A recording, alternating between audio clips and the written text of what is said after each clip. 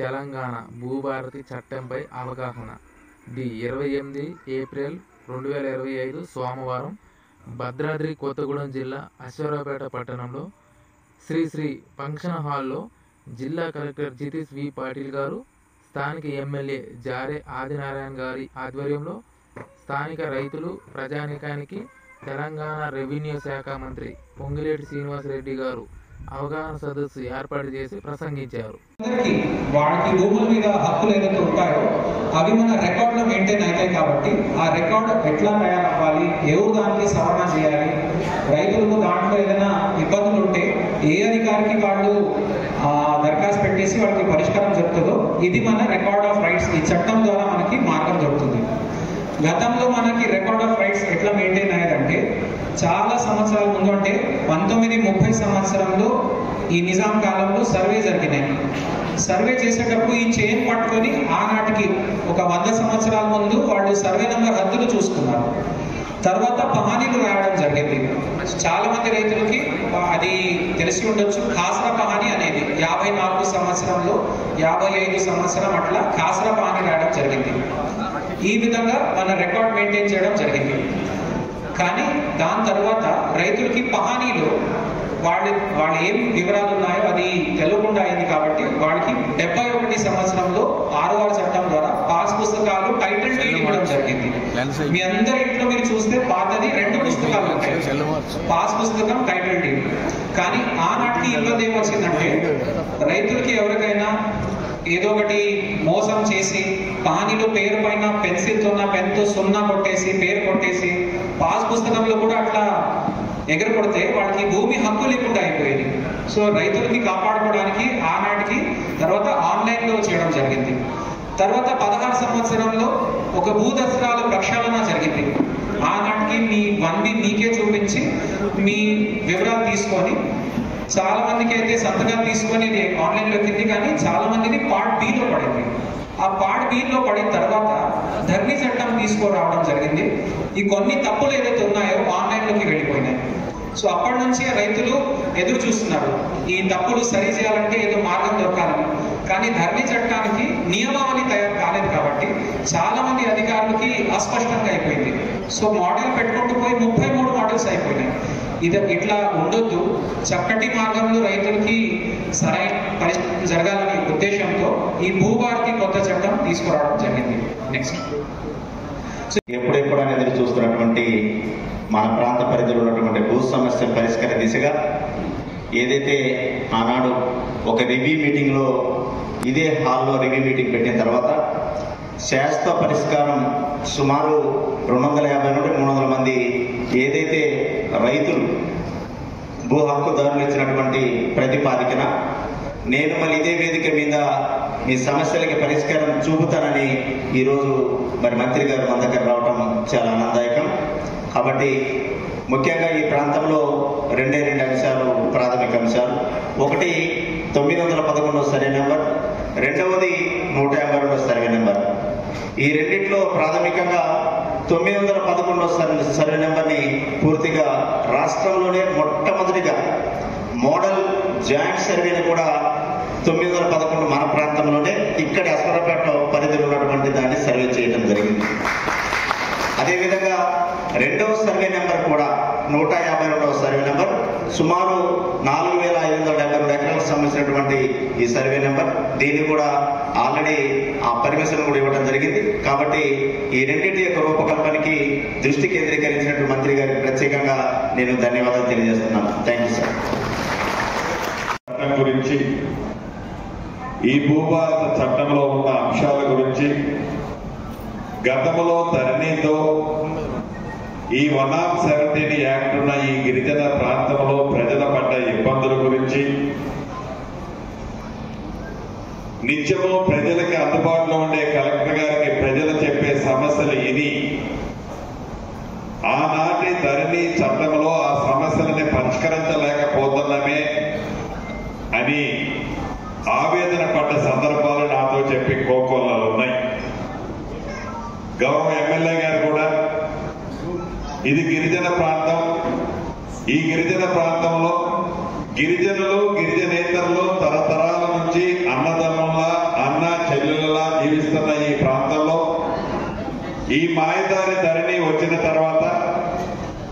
ఈ 117 యాక్ట్ ఉన్న ఈ ప్రాంతంలో కులాలకి మతాలకి కాకుండా భార్య భర్తల మధ్య, అన్న తమ్ముళ్ళ మధ్య, అన్న చెల్లెళ్ళ మధ్య ద్వేషాన్ని పెంచే విధంగా, శాశ్వత శత్రువులుగా చేసుకునే విధంగా ఈ చట్టంలో, ఆనాటి చట్టంలో ఉన్న లొసుగుల కారణంగా ప్రజలకి అనేక ఇబ్బందులు, కష్టాలు తెచ్చిన మాట వాస్తవం. దాని ఫలితమే పోయిన ఎన్నికల్లో ఆనాటి ప్రభుత్వానికి పతనాన్ని కొని తెచ్చుకున్నదన్నది కూడా మనందరికీ తెలియంది కాదు. ఆనాటి ఎన్నికల్లో ముందు ఈనాటి ప్రభుత్వంలో ఉన్న పెద్దలందరూ చెప్పినట్లు అధికారంలోకి వచ్చిన మరుక్షణం ప్రజలు నచ్చే మెచ్చే చట్టాన్ని తీసుకొస్తాం, ఈ ధరణిని బంగాళాఖాతంలో వేయటమే కాకుండా ప్రజలకు ఉపయోగపడే విధంగా, పేదవాడికి ఉపయోగపడే విధంగా, పేదవాడి కన్నీరు తుడిచే విధంగా చట్టాన్ని తీసుకొస్తామని చెప్పి ఏ నలుగురికి ఉపయోగపడేది కాకుండా ప్రజలందరికీ ఉపయోగపడే విధమైన చట్టాన్ని, ఈ భూభారతని డాక్టర్ బిఆర్ అంబేద్కర్ గారి జయంతి ఈ నెల 14వ తారీఖు నాడు గౌరవ ముఖ్యమంత్రి రేవంత్ రెడ్డి గారి చేతుల మీదుగా ఈ చట్టాన్ని తెలంగాణ ప్రజలకి అంకితం చేసిన సంగతి కూడా మీకు తెలియంది కాదు. ధరణి గురించి ఒక 2-3 ముక్కలు మీకు చెప్పాలి.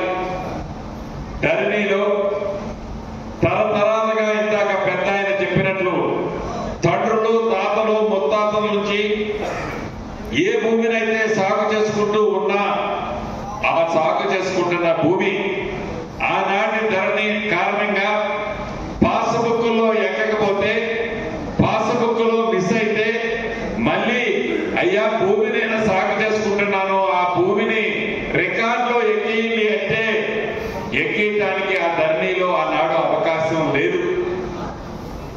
కానీ ఆనాటి ధరణి కారణంగా ఆనాటి ప్రభుత్వంలో ఉండే ముఖ్య నాయకులు కొంతమంది రైతు బంధువు కోసమని భూమి ఉండదు, ఆ ఊరి ఆడందో కూడా తెలియదు, కానీ ఆ పింక్ కలర్ షర్ట్కి సంబంధించిన నాయకులు చాలా పెద్ద ఎత్తున 25 ఎకరాలు 30 ఎకరాల భూమిని రైతు బంధువు కోసం పాస్బుక్లు తీసుకొని ఆనాటి ప్రభుత్వంలో 4-5 సంవత్సరాలు పెద్ద ఎత్తున ప్రభుత్వ సొమ్ముని కొల్లగొట్టారన్నమాట నిజం. వాటన్నిటికీ పులి స్టాప్ పెట్టడానికి ఇందాక మా ఆడబిడ్డ అడిగినట్టుగాని ఆనాటి 2020 చట్టం, ధరణి చట్టం ద్వారా ఏదైతే సాదా బైనామా కాగితాలు మన తాతో ముత్తాతో కష్టార్జితంగా డబ్బులు కష్టపడి సంపాదించిన డబ్బుతో భూమి కొనుక్కొని ఆ భూమి రిజిస్ట్రేషన్ చేస్తే మరి కాసిన డబ్బులు ఖర్చు అవుతుంది, నా భూమి ఉంది కదా, కాగితం ఉంది కదా అని రిజిస్ట్రేషన్ చేసుకోవాలా, సాదా కాగితం మీదనే ఆ భూమి ఉండేది. ఆనాటి ప్రభుత్వం ధరణిని తీసుకొచ్చేటప్పుడు మీరందరూ ఆన్లైన్ లో అప్లై చేసుకోండి, అర్హులైన వాళ్ళకి, న్యాయమైన వాళ్ళకి సాదా బైనామా కాగితం ఉండి భూమిలో వాళ్ళు పొజిషన్ లో ఉంటే తప్పకుండా వాళ్ళకి పట్టా చేస్తామని ఆనాటి ప్రభుత్వం చెప్పింది. మాటనైతే చెప్పింది, కానీ చట్టంలో ఆ అంశాన్ని పొందుపరచలేదు. రాష్ట్ర వ్యాప్తంగా 9,26,000 మంది ఇటువంటి సాదా బైనామా ఉన్న రైతన్నలు అప్లై చేసుకున్నారు. చట్టంలో అది పొందుపరచలేదు. రైతన్నల కోర్టుకు పోతే చట్టంలో పొందుపరచలేదు కాబట్టి మేమేమీ చేయలేమని ఆ కేసును కొట్టేస్తే ఈ 9,26,000 మంది రైతన్నలు ప్రభుత్వం చుట్టూ, అధికారుల చుట్టూ చెప్పులు అరిగిందాకా తిరిగినా దానికి పరిష్కారం దొరకలేదు. ఇందాక మా ఆడబిడ్డ అడిగింది కూడా అదే. దాన్ని ఈ చట్టంలో పొందుపరిచాం. వాళ్ళందరికీ, అర్హులైన వాళ్ళందరూ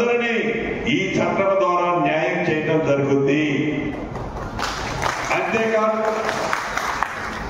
ధరణి ఎప్పుడు అర్ధరాత్రి 4 గోడల మధ్య 4 వ్యక్తులు వారి కుటుంబం స్వార్థం కోసం ఏ చట్టాన్ని అయితే తయారు చేశారో ఆ చట్టంతో సామాన్య ప్రజలకి, గ్రామీణ ప్రాంతంలో ఉండే రైతన్నలకి, పక్క చిక్కిన రైతన్నలకి, వారికి తరతరాల నుంచి వస్తున్న భూమి రికార్డులో కనిపించలేదని గుండెల బాదుకుంటూ ఎంఆర్ఓ గారు ఆఫీస్ చుట్టూ, ఆర్డీఓ గారు ఆఫీస్ చుట్టూ, కలెక్టర్ గారు ఆఫీస్ చుట్టూ, హైదరాబాద్ లో సిసిఎల్ఐ ఆఫీస్ చుట్టూ తిరుగుతూనే ఉన్నారు.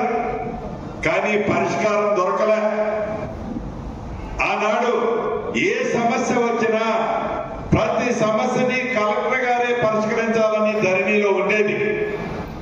కానీ మన ఇందిరమ్మ ప్రభుత్వం మీ దీవెనలతో ఈ రాజ్యం వచ్చిన తర్వాత కలెక్టర్ ఒక్కరే కాదు పరిష్కరించాల్సింది, ఎవరి స్థాయిలో వాళ్ళు పరిష్కరించాలి. ఎంఆర్ఓ గారి స్థాయిలో కొన్ని అప్లికేషన్లు, ఆర్డీఓ గారి స్థాయిలో కొన్ని అప్లికేషన్లు, అదే రకంగా అడిషనల్ కలెక్టర్ గారి స్థాయిలో మరికొన్ని, కలెక్టర్ గారు కొన్ని, సిసిఎల్ఐ కొన్ని పరిష్కరించే విధంగా చట్టంలో ఒక జీవో ద్వారా ఈ భూభారత రాకముందే దాన్ని పనిని విభజించడం మన ప్రభుత్వం వచ్చిన తర్వాత నిర్ణయం తీసుకున్నాం. దాని ఫలితంగానే మన ప్రభుత్వం వచ్చే నాటికి, అంటే ఆ దొరవారి పరిపాలనలో రాష్ట్ర వ్యాప్తంగా 2,45,000 అప్లికేషన్లు సుమారు సంవత్సరంన్నర నుంచి ఆన్లైన్ లో పెండింగ్ ఉంటే, ఆ 2,45,000 అప్లికేషన్లతో పాటు ఇంకా ఒక 3,55,000 అప్లికేషన్లు ఇప్పటి వరకు మన దగ్గరకు వస్తే రమి అన్నింటినీ కలుపుకొని 5,40,000 అప్లికేషన్లు పరిష్కరించిన ప్రభుత్వం మన ఇందిరమ్మ ప్రభుత్వం. అంతేకాదు ఈ భూభారత చట్టంలో సాదా బైనామాల పరిష్కారంతో పాటు ఏ ప్రజలు, ఏ రైతన్నలు, ఏ భూమున్న ఆసాములైతే అధికారుల దగ్గరికి పోనవసరం లేదు.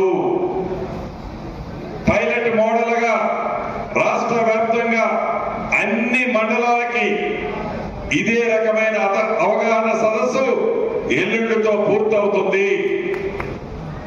ఈ అవగాహన సదస్సుతో పాటు 4 మూడల 4 జిల్లాలలో ఒక్కొక్క జిల్లాలో ఒక్కొక్క మండలాన్ని పైలట్ మోడల్ గా ఒక మండలాన్ని తీసుకున్నాం.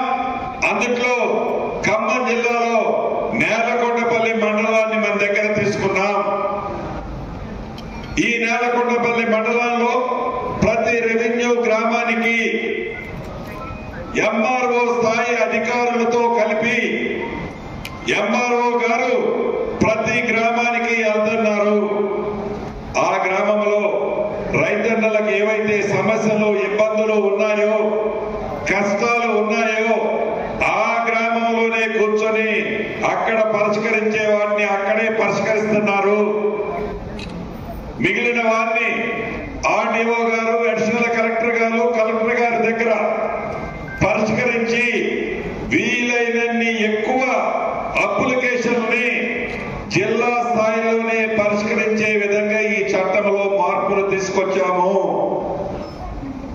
ఒక నేలకొండపల్లి మండలమే కాదు, అక్కడ ములుగు జిల్లాలో ఒకటి, కామారెడ్డి జిల్లాలో ఒకటి, అదే రకంగా గౌరవ ముఖ్యమంత్రి గారి నియోజకవర్గంలో ఒకటి. ఈ 4 ఈ నెల 30వ తారీఖుతో అన్ని రెవెన్యూ గ్రామానికి రెవెన్యూ అధికారులే వెళ్ళారు. అప్లికేషన్లన్నీ తీసుకొని రాష్ట్ర అవతరణ దినోత్సవమైన జూన్ 2వ తారీఖు నాటికి ఈ 4 మండలాల్లో ఉన్న సమస్యలని అవగాహన చేసుకొని ప్రతి సమస్యని శాశ్వతంగా పరిష్కరించడమే కాకుండా ఏ రైతన్న, ఏ భూమున్న ఆసామి ఏ అధికారి చుట్టూ తిరగకుండా వారి గ్రామానికి అధికారులపై పరిష్కరించే వెసులుబాటుని ఈ చట్టంలో పేర్కొనబడింది. అంతేకాదు రేపు 2వ తారీఖు నుంచో 3వ తారీఖు నుంచో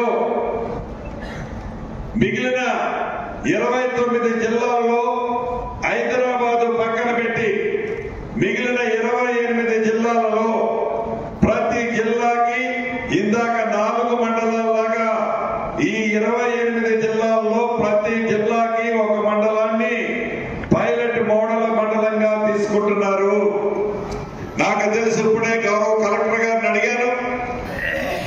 కొత్తగూడెం జిల్లాలో సుజాత నగర్ మండలాన్ని తీసుకుంటున్నాము పైలట్ మోడల్ గా చెప్పారు. సంతోషం. ఇది కూడా ఆగస్టు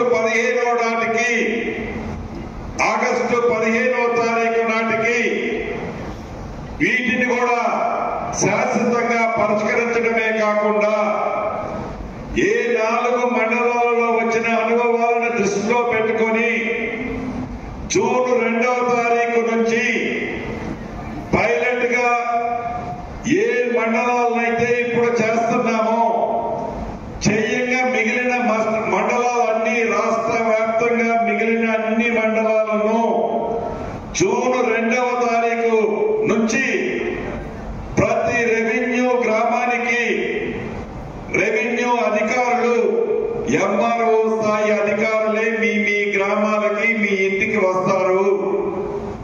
ఒక్క అప్లికేషన్ కి కూడా ₹1 కూడా మీరు చెల్లించాల్సిన అవసరం లేదు. గతంలో లాగా ఆ తప్పులన్నీ ఆ ధరణితో వచ్చినవి కావటం వల్ల ఏ రైతన్న ఏ భూమున్న ఆసామి అభద్రతకు లోను కాకుండా ప్రశాంతంగా ఉండే విధంగా మీకు మేలు కలిగే విధంగా ఈ భూభారత చట్టం ప్రతి సమస్యకి పరిష్కారాన్ని కనుగొనే విధంగా ఈ చట్టంలో పొందుపరిచాము.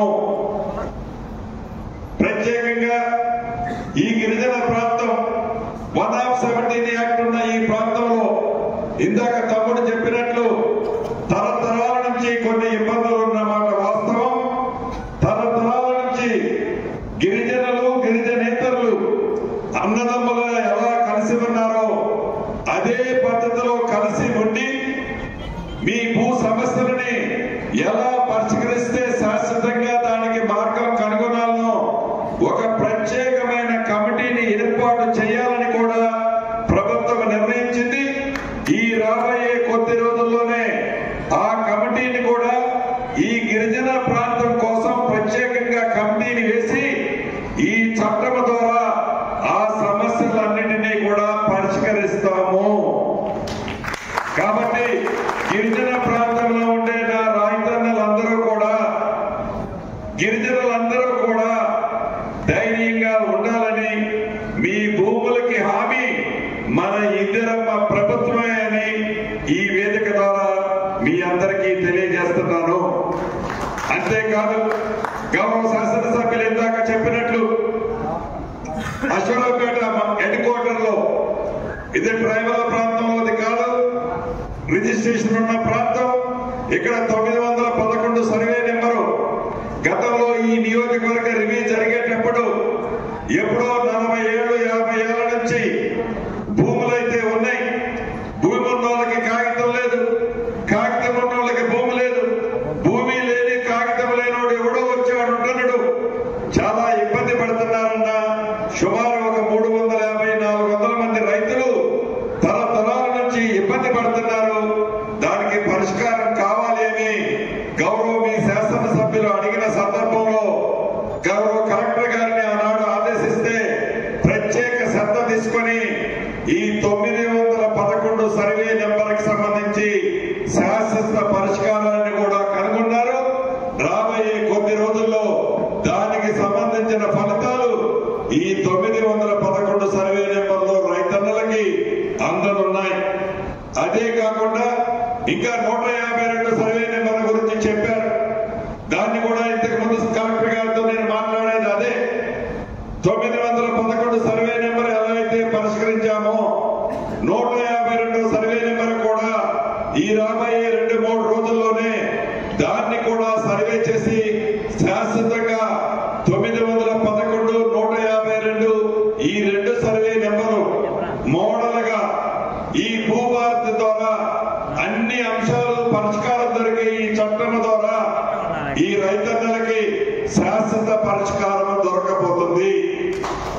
అంతేకాదు గతంలో సర్వే చేయాలి అంటే 3 నెలలు 4 నెలలు మీరందరూ ఎదురు చూడాల్సి వచ్చేది. అటువంటి ఇబ్బంది రావద్దు అని రాష్ట్ర వ్యాప్తంగా పెద్దలకి ముందు ఈ తెలంగాణ రాష్ట్రం ధనిక తెలంగాణ రాష్ట్రం అని నేను చెప్పాల. ఆనాటి దొరవారే చెప్తుండేవాడు, ఏ మీటింగ్ లో మైకు తీసుకున్నా మనకేం తక్కువయా, మనం కోటేశ్వరుల వాళ్ళని అంటుండేవాడు మైకు పట్టుకోవడంతోనే. ఆ దొరవారి పుణ్యమాంటూ ధనిక తెలంగాణ రాష్ట్రం అంటే నా రైతన్నలు 10,000 20,000 బ్యాంకులో ఉంటే అప్ప నిశ్చింతగా పడుకుంటారు. అట్లనే రాష్ట్రం కూడా ధనికంగా ఉంటే రాష్ట్రంలో ఉండే ప్రజలంతా కూడా నిశ్చింతగా ఉంటారు. అటువంటి ధనిక తెలంగాణ రాష్ట్రాన్ని 8,19,000 కోట్లు అప్పు చేశారు. ఆ అప్పు కూడా అంతా ఇంత కాదు. మనం ఊళ్ళలో చూస్తుంటాం, రూపాయి వడ్డీ అంటేనే అబ్బా వడ్డీ ఎట్లా కట్టాలరా, 2 రూపాయలు అనుకుంటే ఇంత కష్టంగా ఉంది, 2 రూపాయలు కాకుండా 10 రూపాయలు వడ్డీ అయినా నెలలు అప్పు అంటే అది కట్టే డబ్బేనా? అలా దొరికినంత దొరికిన కాలంలో 8,19,000 కోట్లు అడ్డగోలు వడ్డీలకు తెచ్చి ఈ తెలంగాణ రాష్ట్ర ప్రజల నెత్తిన భారాన్ని మోపాడు. ఆయన అప్పులు చేసిండు, మనమేమీ చేయలేకపోతున్నామని ప్రజలకు చెప్పలేము. ఇది ప్రజా ప్రభుత్వం, పేదోడు ప్రభుత్వం, ఇందిరమ్మ ప్రభుత్వం. అటువంటి ఇందిరమ్మ ప్రభుత్వంలో ఉన్న ఆస్తిలోనే సక్కదు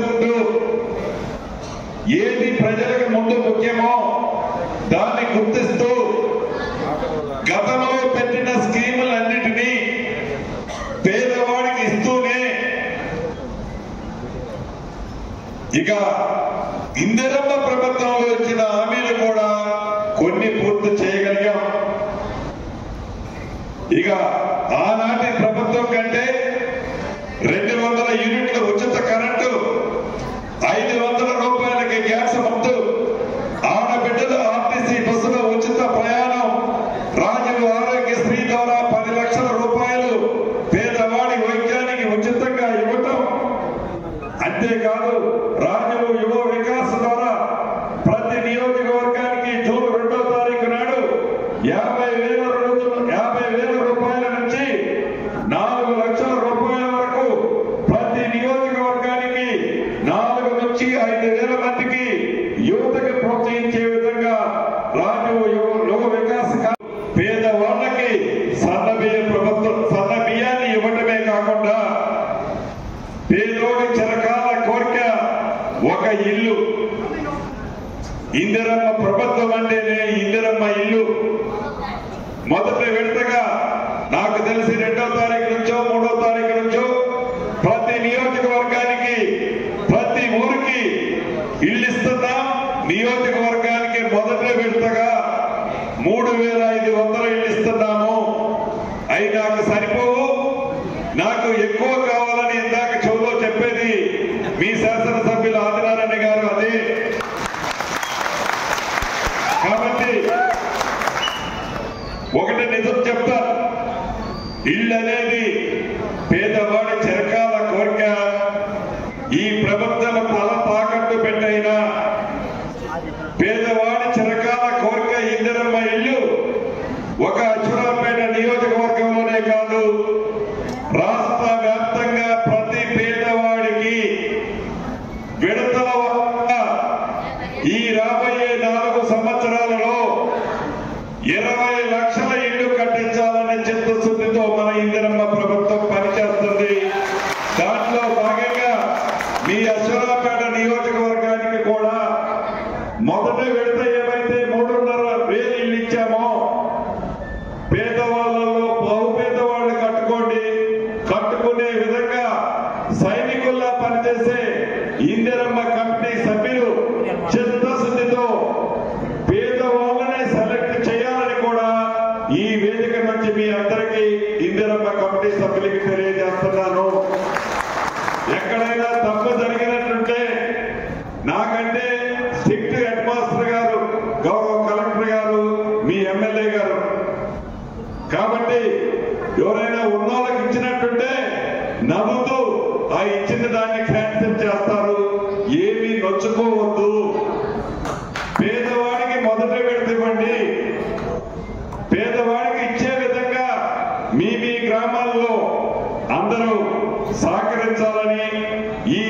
భూభారతి రాబోయే రోజుల్లో మన ఇందిరమ్మ ప్రభుత్వంలో ఆనాటి ధరణి వల్ల సామాన్య ప్రజల పడ్డ ఇబ్బందులు ఈ భూభారతితో వచ్చే సుఖాన్ని మీ గ్రామాల్లో చెప్పాలని అదే రకంగా రెవెన్యూ అధికారులు కూడా చెప్పదలుచుకున్నాను. గౌరవ కలెక్టర్ గారి గురించి అయితే నాకంటే ఎక్కువ తాపత్రయపడుతుంటారు.